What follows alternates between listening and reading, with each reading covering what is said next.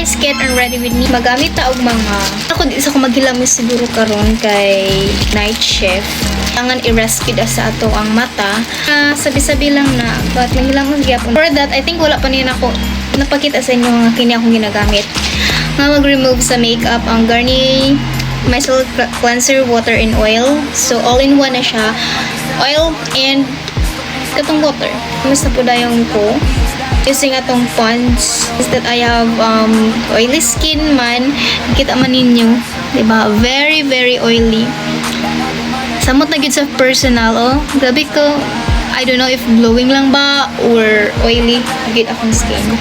Let's set ang face. Let's go. And ang akong napansin ninyo sa akong matas. Grabe na gid kayo ko katulugon. Done. So after ana is mag cleanser lang ko. Pond's Activate Charcoal Niacinamide. Kaya mag-color black is good siya for oily skin. If you have an oily skin, okay lang po siya sa ako effective sa.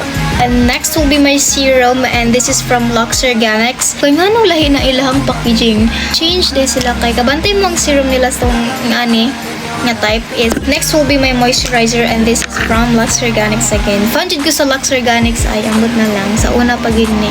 Yun ako serum ni siya no, kaya gusto gina ako magpalit og atong color green ganyan serum nila. Tapos manday kay moisturizer manday so mo to wala na magibalik.